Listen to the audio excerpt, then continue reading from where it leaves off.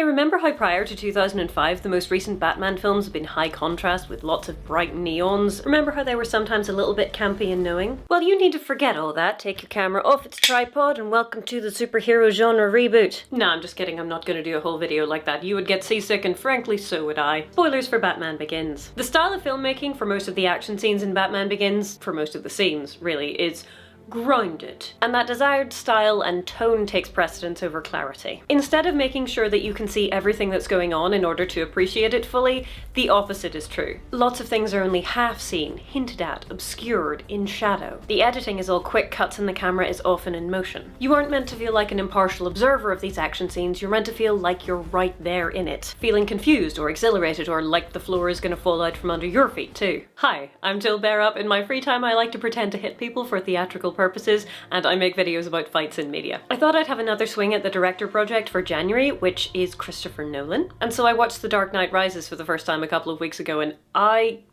was not into it. So much so that I was worried when I rewatched Batman Begins that I wouldn't like it this time around because my tastes had changed so drastically in the intervening years. Luckily that did not happen, but whereas 2012 Jill didn't know anything about stage combat and so sang the praises of the action scenes in Batman Begins, oh look at her, she's so well rested and low resolution, modern Jill has opinions. I'm really glad I still like the film though, because it sucks when knowing more means that things are less enjoyable. That's not really relevant at the moment though. In this video we're going to talk about the two set piece fights between Liam Neeson and Christian Bale. Because they use similar techniques, they bookend Bruce's journey as Batman, and I really don't like the latter fight, but in the context of the story, it's okay.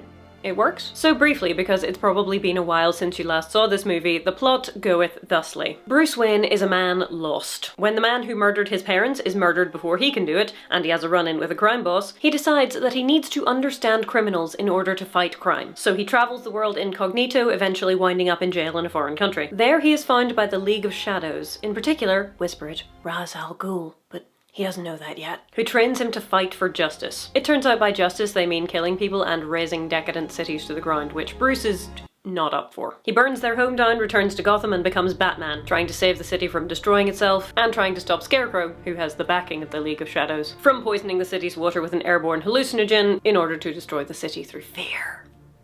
Thematic. When Ra's al Ghul returns to oversee Gotham's destruction, he and Batman fight on a monorail and Bruce wins. Hooray! That kind of covers the basics. Rachel still doesn't want to be your girlfriend though, you kind of scare her now, sorry. When he took on the project of rebooting Batman for DC, Christopher Nolan was really go hard or go home on the whole gritty realism grounded in emotionality thing, and as I recalled when I watched it recently, the movie really is a genuinely good time. It holds together really well in all ways, but particularly tonally speaking, combining seriousness and emotion and humor and action beautifully.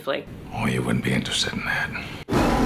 And I think that's partially down to the script and partially a desire for that more realistic take on the superhero genre, but the consistency is helped by the fact that every single shot is Nolan's. He famously doesn't use a second unit to direct his action scenes, so he's there making sure every shot is exactly how he likes it, which is something which has its upsides and downsides, but as a whole I think this movie really works. Bluntly, a lot of the later action in Batman Begins is so bewilderingly cut because they're trying to hide from you the fact that Batman couldn't really move in his suit. And because a lot of it takes place at night, the scenes, for example, in the Narrows most closely resemble my darks tumbling around the washing machine. The fights in general are difficult to parse in terms of choreography. The camera waves about all over the place, your view is often deliberately obscured by things passing in front of the characters. In terms of clarity, it kind of sucks. But generally, it also works. Not only do the Batman Begins fight scenes effectively hide the costuming mobility difficulties, they do a great job of making you feel the right things. And because none of the fights go on for too long, and are often intercut with things which aren't so wibbly wobbly mighty fighty, it makes you feel the right things while not giving you time to notice anything that might look a bit iffy. And I think that's pretty clever. So let's talk about our bookend fights. The ice fight occurs near the beginning of the movie as part of a montage demonstrating Bruce learning to be a super duper ninja guy with the League of Shadows. And the style of the editing is consistent through the whole montage, not just the fight. On the whole, as a matter of personal taste, I could have gone for slightly more of the multiple move shots, maybe zooming out a bit. It's not like this is Liam Neeson's first sword fight after all, but the editing does add to the feeling of overwhelm as Bruce processes his guilt and anger at the death of his parents during the fight. It's also reasonably clear what's happening in the macro, even if we're not really clear on the details of the choreography. They're fighting, they get in close for a nice all the emotions on the actor's expensive faces shot, and Liam Neeson, I mean secretly Ra's Al Ghul, but that's not the point, tells Bruce that it's your father's fault your parents died, and disarms him. Bruce attacks, getting increasingly angry, but he's tossed aside quite casually because Anger does not change the fact that your father failed to act. I'm reminded of the Veers-Jon-Rog fight from Captain Marvel at this point. I have a video on that too if you're interested. Because of the use of this I'm deliberately trying to rile you up to make a point trope,